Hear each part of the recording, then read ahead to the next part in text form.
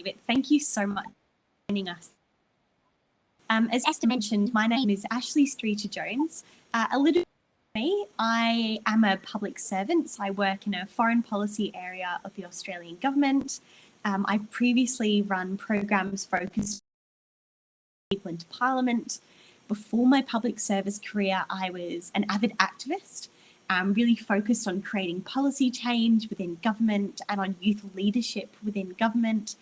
And now I run an organisation called Raise Our Voice Australia, which aims to get more young women and non-binary people leading the conversation in domestic politics, foreign policy and government and politics, goodness. So this is a real passion area of mine.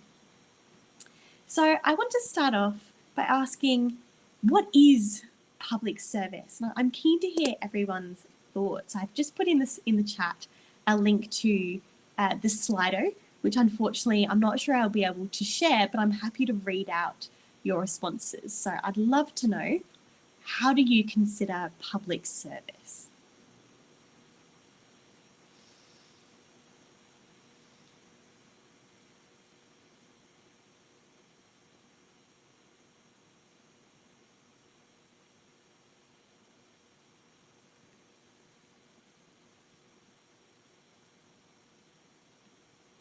I'll give it just another minute or so.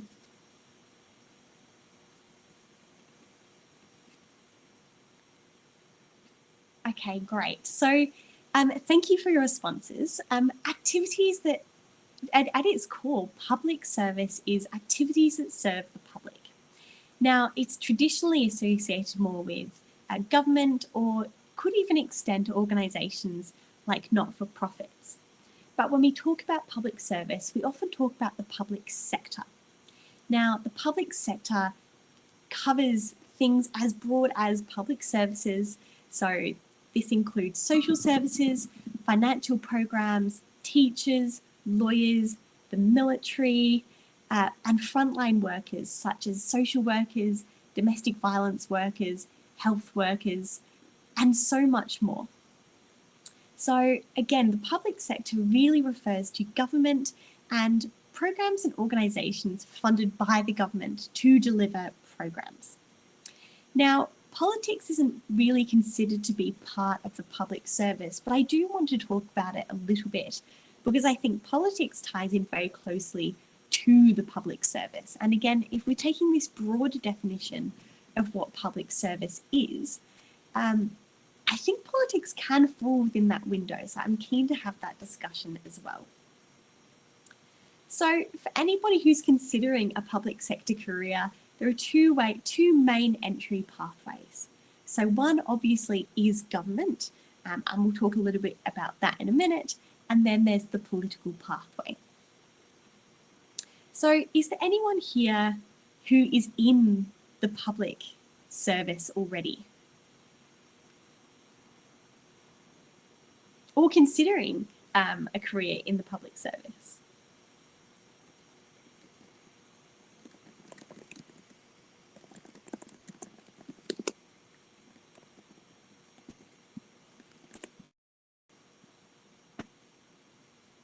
So I've just popped that up as a poll to fill out.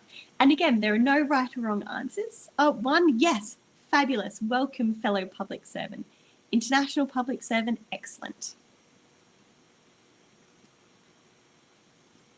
So I do want to make this a bit of a discussion, but I thought I might kick it off by saying, well, why the public sector? What attracts people to the public sector, other than, of course, a sense of duty and wanting to serve the general population?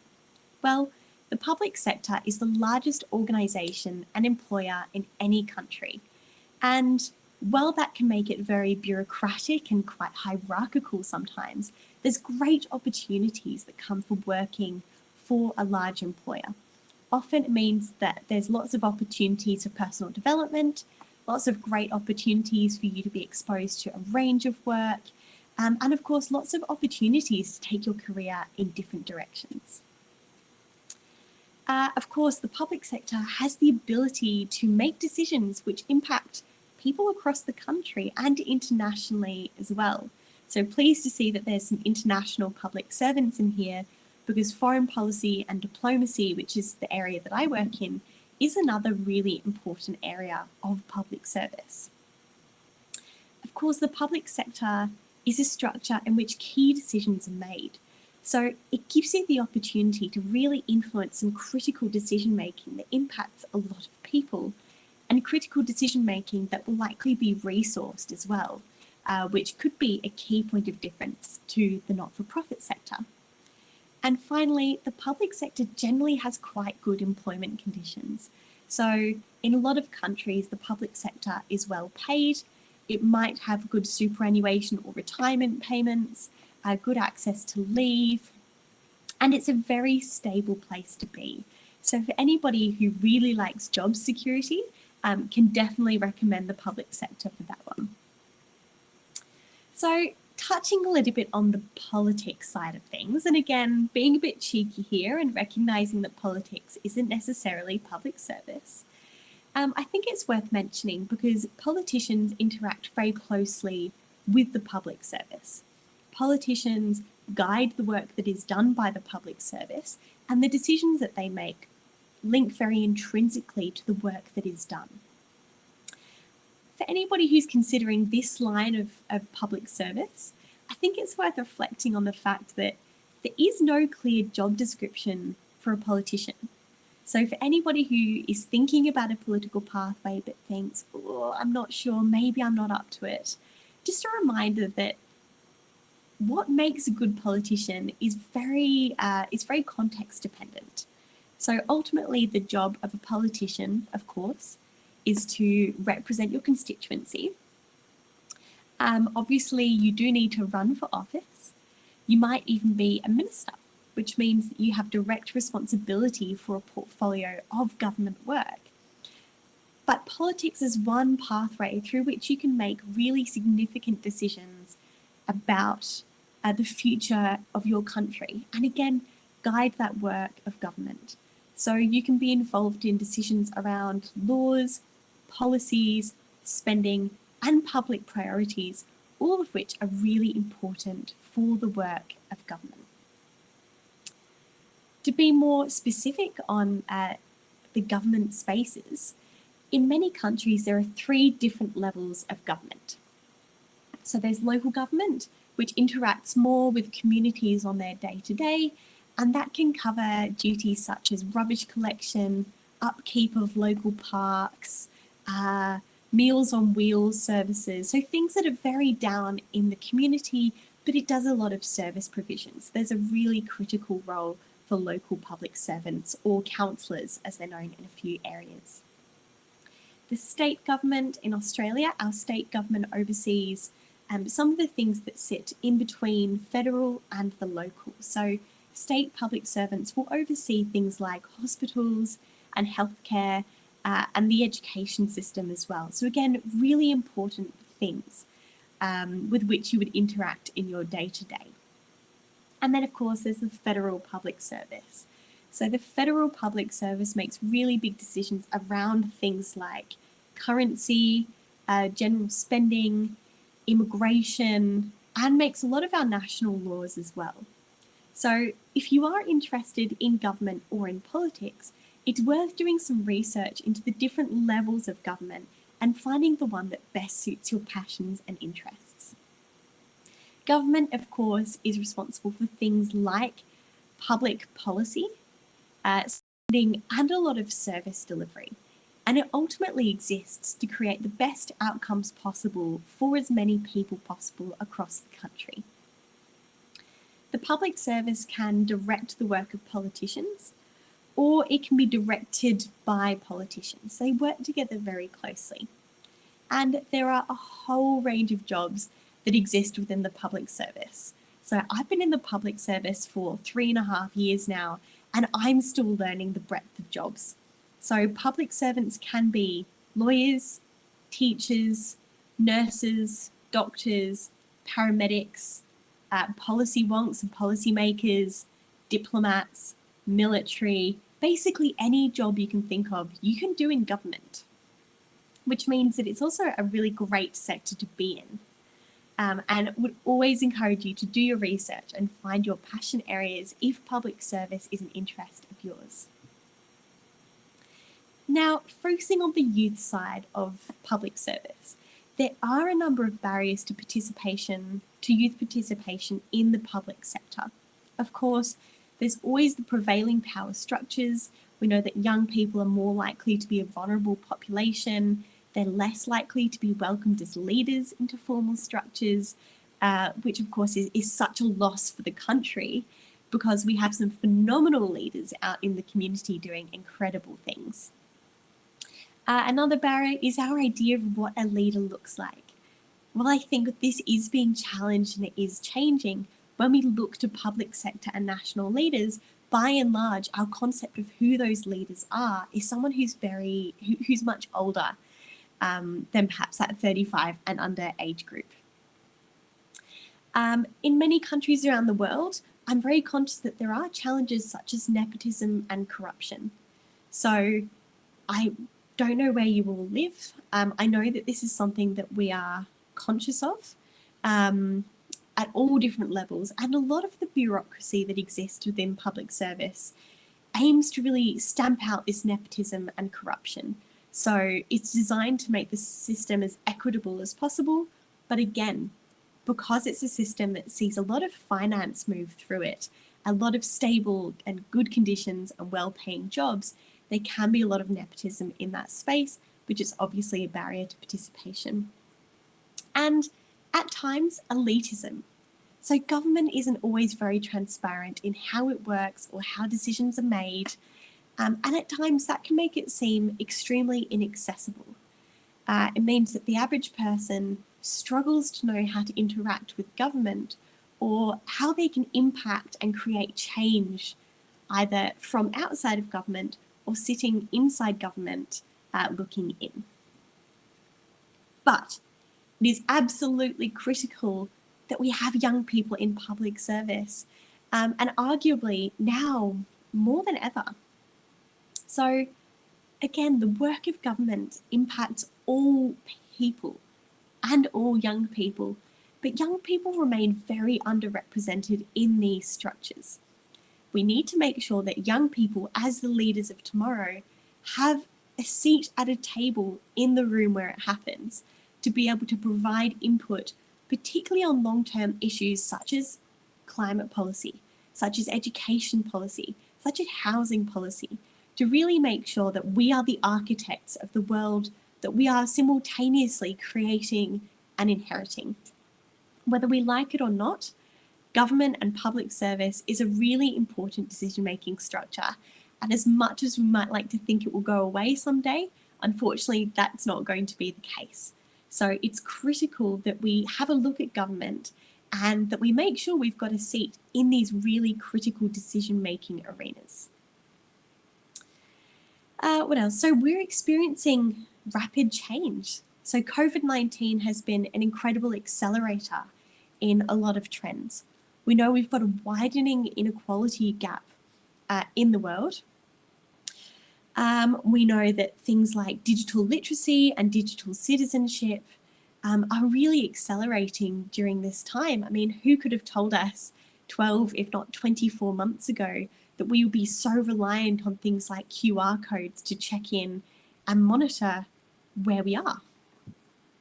And again, it's really important that young people have a seat in the room and in this space. Even more so, young people are disproportionately impacted by COVID-19. Young people are more likely to be in frontline and casualised work, to be enrolled in education, to experience unstable housing. And already before the pandemic, young people had less disposable income than the generations who came before us.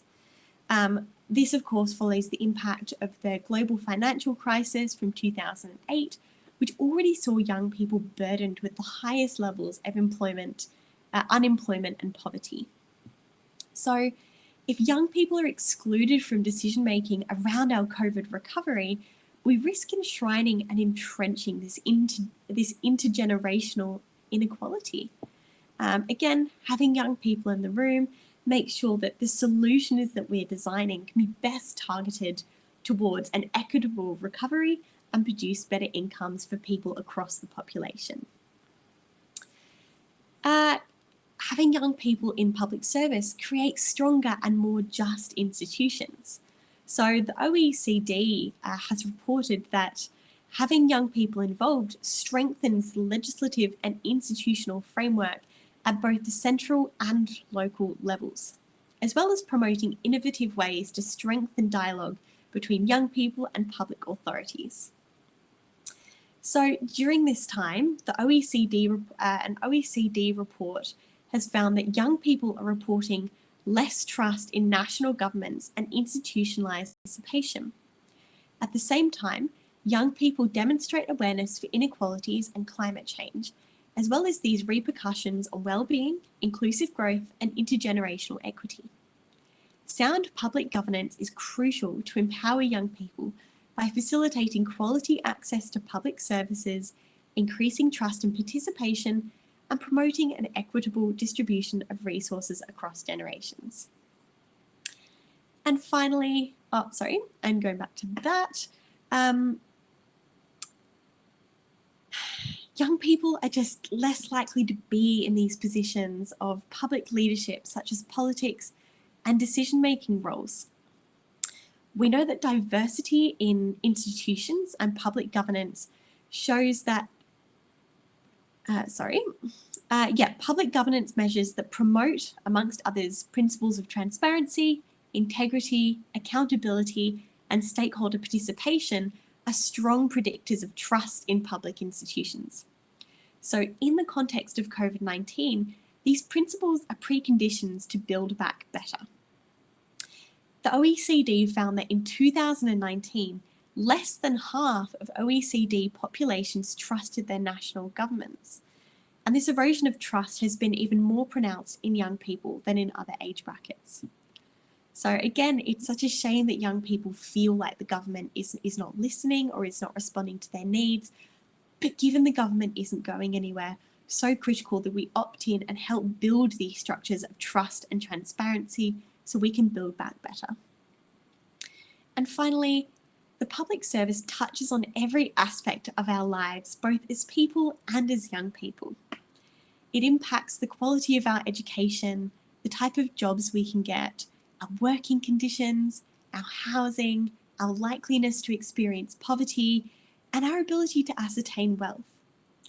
If the policies and decisions about our future are made by people who don't understand our experience, who don't understand our lives, and who don't understand our challenges, we're not going to have the best designed policies for the best outcomes.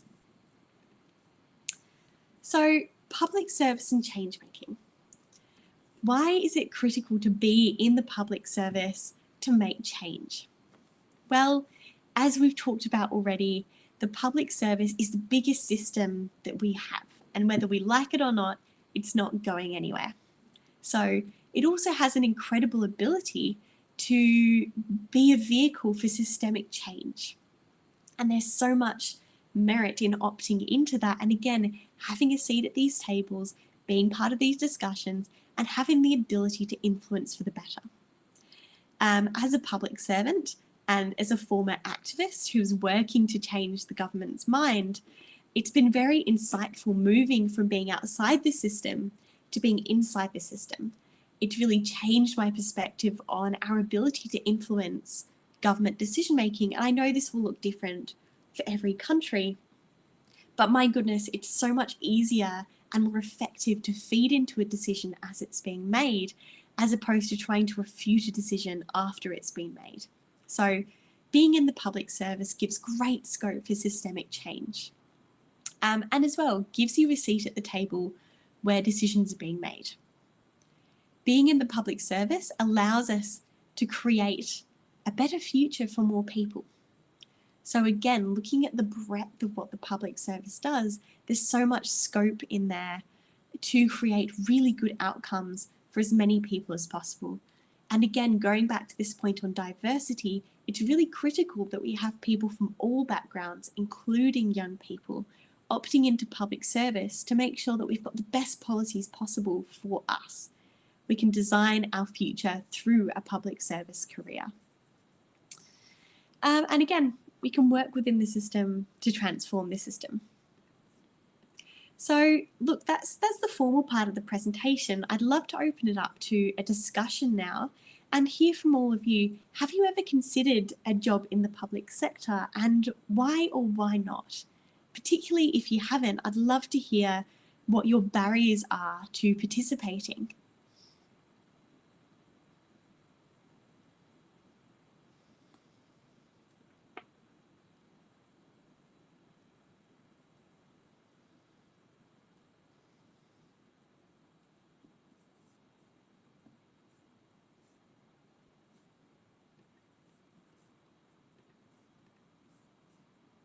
Maybe for the public servants who are in their session with us today, what has been the benefit of being a public servant?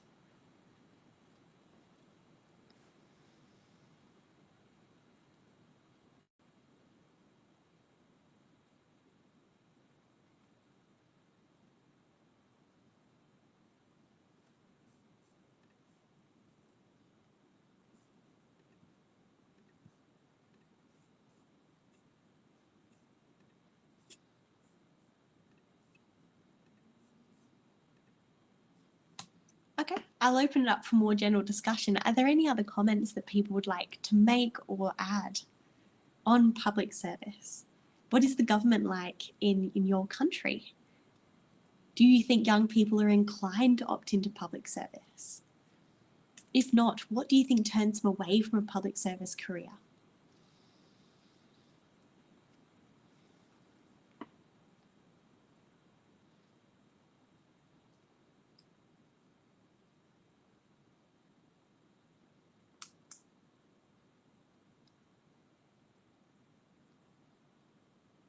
That's a really interesting comment, John. I'd love to hear more about that, because I'm seeing a lot of young people, particularly here in Australia and globally, who are already really stepping up in these informal spaces to influence public discussions. And I think the climate movement is a really excellent example of that. But what I'm really interested in is, why do we think young people will influence from outside these formal structures, as opposed to wanting to come into government and influence from within the public sector?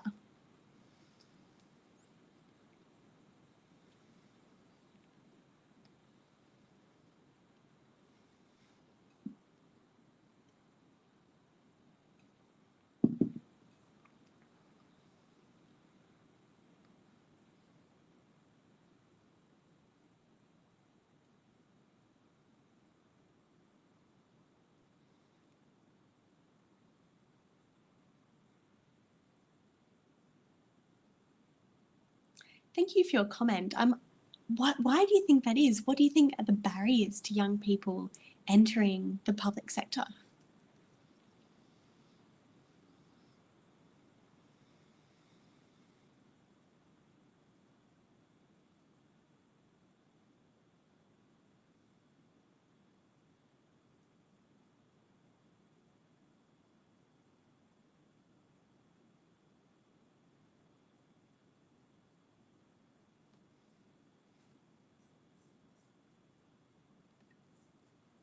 Look, that's a really good point, John. Absolutely, you can be freer to express yourself outside government. I can't speak to other contexts, but in Australia, you cannot voice an opinion that counters that of government, because essentially government is your employer. So yes, absolutely, you can be freer to express yourself outside of government, but having a seat at the table in the formal structure where you can voice your opinion and you can use it to influence outcomes is a great way of making change that I don't think we're talking about enough. But again, really, really welcome your thoughts on what this looks like in different contexts. Happy to talk about Raise Our Voice Australia. So it's a training program that we ran for the first time last year. So in an Australian context, we had awful bushfires, which were really a very tangible sign of climate change, run during the summer of 2019, 2020, and then went straight into COVID-19. So 2 really critical disaster situations that required a crisis response. And in a crisis response, it's a time when formal structures are really consolidated. So in a crisis, you're not necessarily thinking about your diversity and how you get a range of people in the room. You default to what you have and what you know. Although at a time of crisis, arguably it's critically important to welcome that diversity of thinking and the diversity of voices in the room. So ran the first Raise Our Voice Australia program last year. We had over 100 applications, 37 people successfully graduated from the program, some of whom have now gone to work in the public sector itself, and some of whom have used what they've learned about the public sector to go back into their advocacy and informal spaces to make change from there. So while it's not my expectation that everybody who does the program will go into the public space, I'm really hoping that young people feel confident when engaging with government, with politics, with the public sector, and are able to create change through those avenues, whatever that change looks like for them.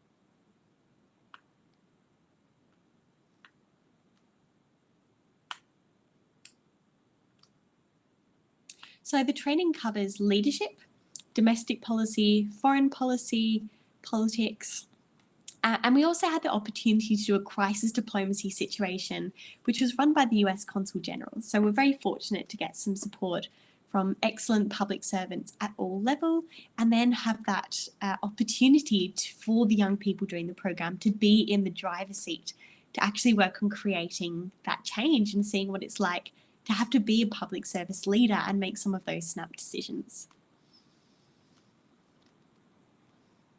Welcome, Madeline. So Madeline, just welcoming a discussion around public service. So if you are a public servant, we'd love to hear your experiences. If you've considered a career in public service or have decided not to, would love to hear a bit about the barriers and what's holding you back from entering the space.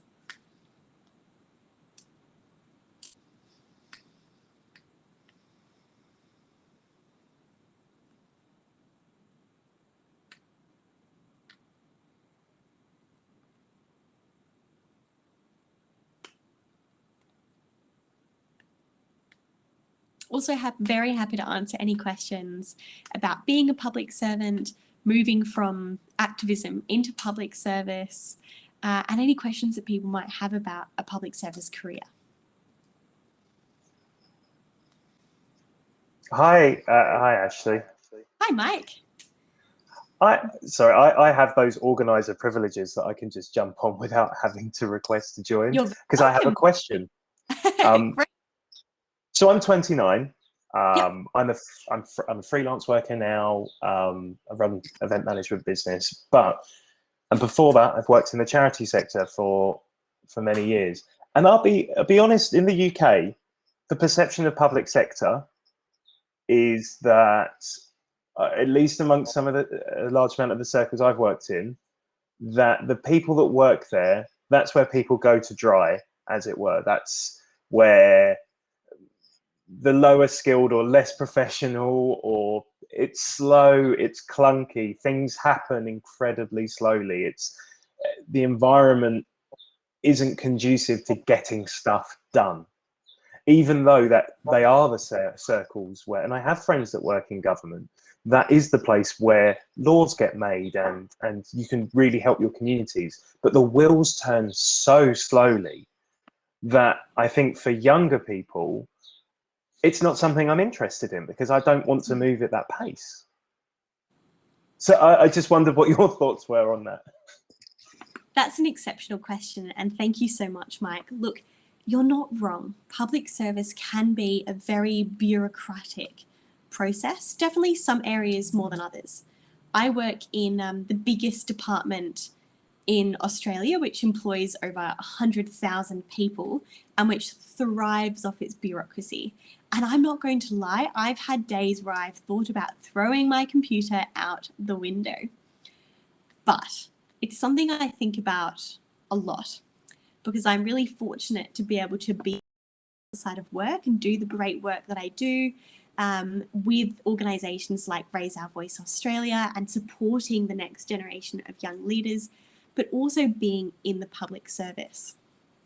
And while it can be extremely slow and tedious, I think the work that you get and the breadth of outcomes that you can receive in terms of your ability to create positive change and impact a broader population, I find quite rewarding. That's not to say I don't find it at times incredibly frustrating, and I think what you've raised is a really legitimate observation. But I really encourage people to go in, I think, with their eyes open on this topic and being aware that, yes, you might have to move a bit more slowly, but you can also have a bit of fun in thinking about how you can best game that system. And increasingly, I think public service is turning more towards innovation, and it is welcoming innovation. Some areas more than others. And that can be a bit about who you're working for and maybe needing to do your research in those areas which really welcome more innovation compared to others. But there are spaces to do that. And quite frankly, I think the public service could benefit from a little bit of youth impatience, a little bit of a hurry up and remind people that we can do things at a faster pace. The world has sped up incrementally over the last 20 years. And while I think the public service has a bit of catching up to do in that domain, I think it could very much benefit from a bit of a hurry up. I couldn't agree more. And actually, I think that's not to say as well that even in other sectors, we have those days where we feel like throwing our laptops out the window. I think that's, it's good to say that, you know, anyone watching that's thinking about their career path, either as entrepreneurs or public sector, those days, the cogs can turn slowly in any industry, right? It's all of them, but like you said, just maybe in public sector, it's a little slower. And for me, actually, some of the best paths into public sector work, or even on the other side, as a politician, as you know, as the government makers and the policy makers, those kind of youth in government programs, those youth councils, you know, quite a lot of places around the world. I know in Australia, YMCA Australia runs the Youth in Government program. In the US, that exists. So if it's a really good way into those circles to kind of, I guess, lift the cover on politics and public sector, to look at what youth in government opportunities there are, to actually get a bit of an insight as to how it works. Do you think that's fair? Yeah, I agree. And I think as for any industry, there's so much benefit in going in and knowing what you're going into.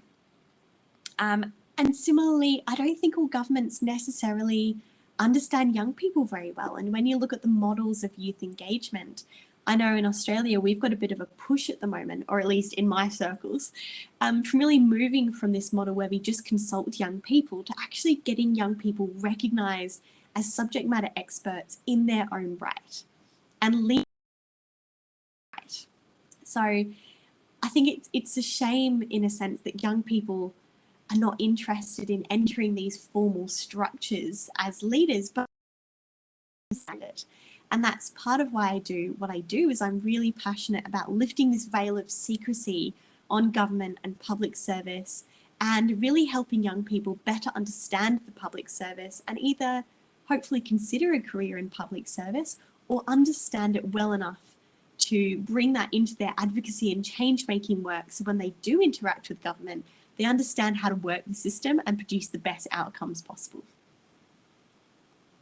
Ashley, thank you so much. I'm going to jump. Madeline has a comment in the chat. I think there's some people that are maybe waiting to come in. So thank you so much for answering my questions. Such a pleasure. Thank you for joining me. Hello, Elias. Thank you so much for your question. How can we ignite the passion of young people to join public service to serve the public and not themselves? Look, Elias, that's such a good question. And again, with the public service, in a sense, being an attractive place to work because of the good conditions, because of the job security, unfortunately, you can some people who are more interested in that than doing the public service. With the young people I work with, I'd really encourage them to think about the change that they want to make. In the moderation panel, oh, excellent. Yeah, to reflect on the change that they want to make and what the best way is to do it. And I really encourage them to think about public service as being one of the tools that they can use to really solve the challenges that they're passionate about and make the change that they're passionate about. So again, helping young people better understand government, I hope, is one way that we can use, so they realise that it's another tool in their toolkit as they're thinking about creating the world that they want to live in. I've got people in the moderation panel. Esther, are you able to help me bring people in to comment? Oh, let's see what we can do.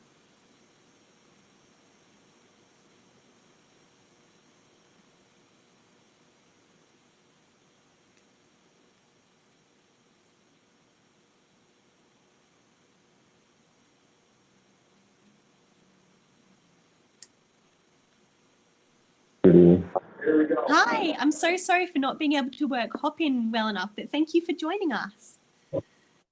Yeah, thank you very much. Yeah, my name is Oyebode. I'm from YMCA Alimota, Lagos, Nigeria.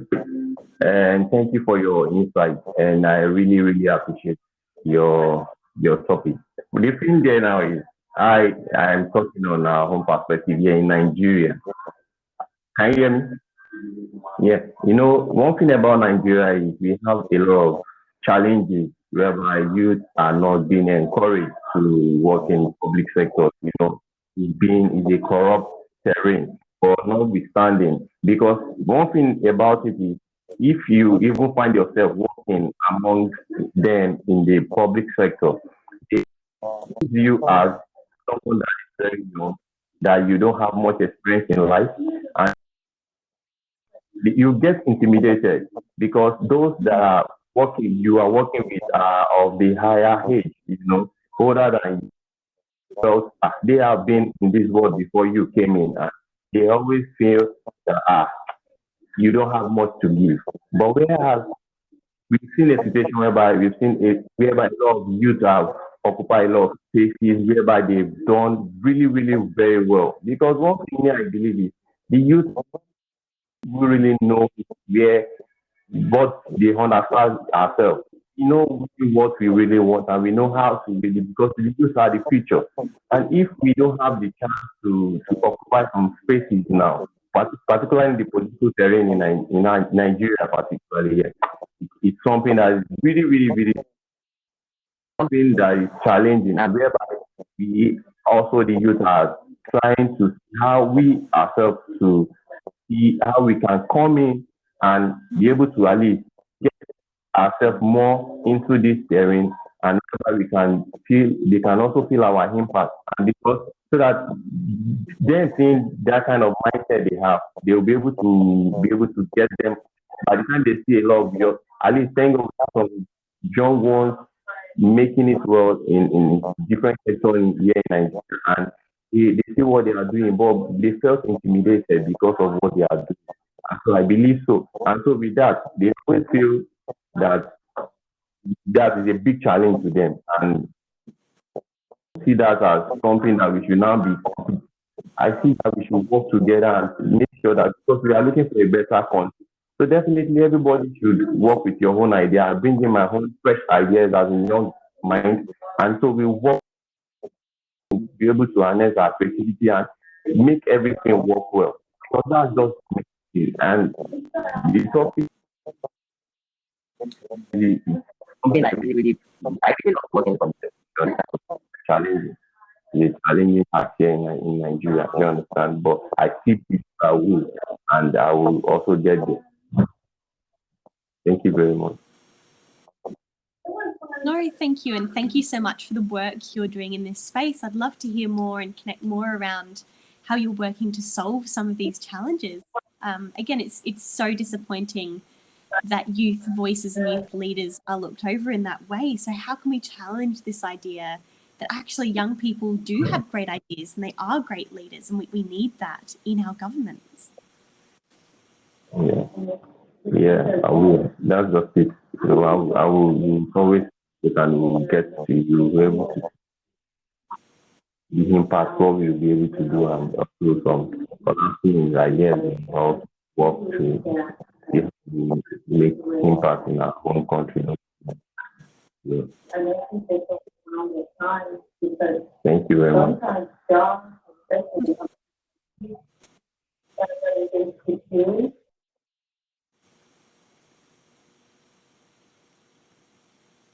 Excellent. Is there anybody else who'd like to jump in and contribute to the discussion? Now I figured how to add people to the moderation.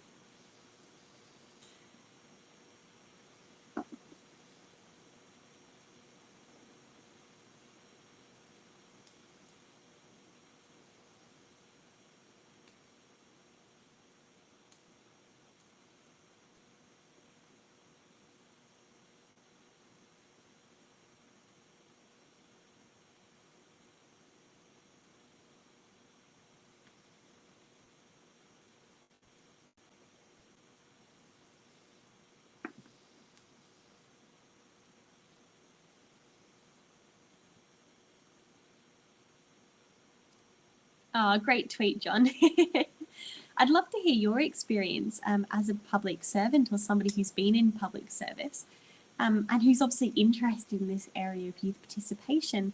What do you think we need to do to solve some of these challenges of lack of youth participation in the public sector? Or what is your experience having been in the public sector?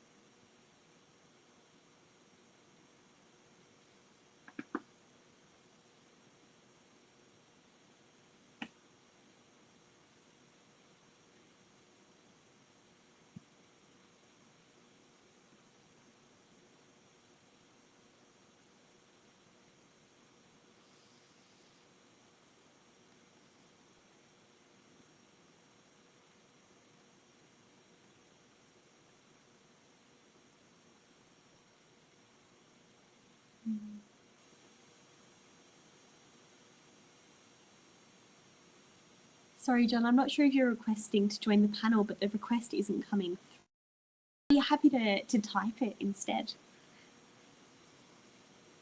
Ah, there you are. Oh. Welcome, hello. Yes. Hi, everybody. Hello, Ashley. I've Hello. enjoyed hearing you. I'm ancient. So at one stage... Well, ancient, experienced. Thank you. That's very kind. So I've worked in the field that you've worked in foreign affairs, and it's been incredibly important work where I've had a voice, and I had a voice at a young age, and I was really motivated and excited to be part of it. I take Mike's comment about some of the more negative views of public service, and you said a good thing. You said, you know, public service is everything from paramedics to policy wonks, and I'm nearer a policy wonk. Perhaps you are too, Ashley. Yeah, me too. That's my area. Yeah. No, but I think whichever end of the scale you're at, whether you're really influencing policy and change, as I tried to say in the tweet, or whether you're just serving the common good as a paramedic, which is an amazing thing to do, it's a great life. It's a great career, and you might put it alongside the charity work, and you may think, which way do I fall to do good, charity or public sector? You can do either. So whoever else is listening, I really hope it's something that they might pursue. I'm very interested and your training sounds very interesting. And I'm sure you're creating leaders of tomorrow. Well, that's the aim. John, while we've got you here, I'd love to hear a bit more about what encouraged you to enter the public. I think I was just fascinated by international affairs. I happened to be living in Brussels at the time, which was full of it, just like I'm now in Geneva, which is full of it. I was thrilled about other countries. I was thrilled about their relations. I was thrilled about development and trying to do good. And I had a big role in the European Union as it opened up to the East, and I was thrilled to be part of that. Just as I'm now thrilled to work for World YMCA and to empower young people. My experienced age. That's what it is. Excellent. Well, thank you for the work you've done. And such a great reminder that, particularly through foreign policy, some of the impact that you get to have on world events, and sitting in that room and going, "Wow, we're making history right now." It is such a privileged position to be in. It is, and a lot of it is. Some people say it's words, and I produce a lot of words, but words are our currency, and what we say to each other is what matters. And diplomacy is about saying the right thing and saying it sensitively to your advantage and to the other person's advantage. So I've loved that. I've loved it. Yeah, excellent. Well, thank you so much for everything you've done. Here's hoping that we can get the next generation of diplomats and the next generation of Johns.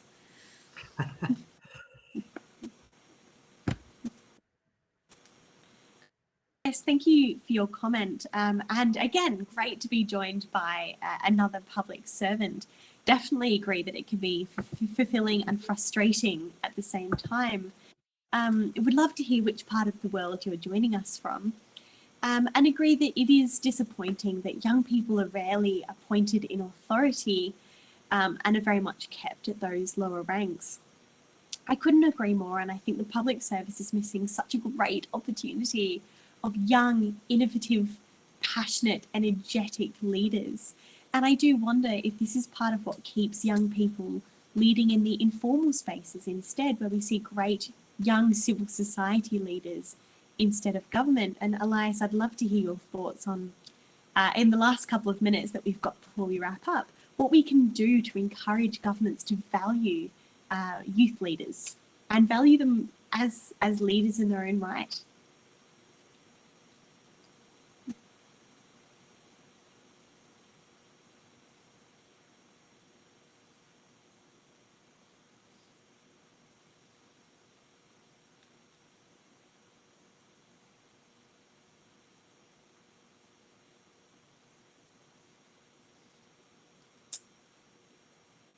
All right, everyone, I'm conscious that we're down to our last couple of minutes. So please feel free to send through any final questions that you might have or any final comments. But thank you so much for joining me this evening or this morning or this afternoon from wherever you are in the world. I would love to connect and talk more if you are interested in public service, foreign affairs, or a public service career. I would love to connect, so please reach out over LinkedIn. I'm also on Instagram at ActivistAsh, and you can find Raise Our Voice Australia at Raise Our Voice Oz. And I hope you have a fabulous rest of the conference. Thank you so much, Ashley, for your amazing section. Thank you. And thank you everyone for watching. So just a very quick reminder, the session will be available to watch back within 7 to 10 days after the summit ending on World YMCA's YouTube channel. So there are a couple of more breakout sessions happening after this. So if you're interested, please make sure you go out and check them out.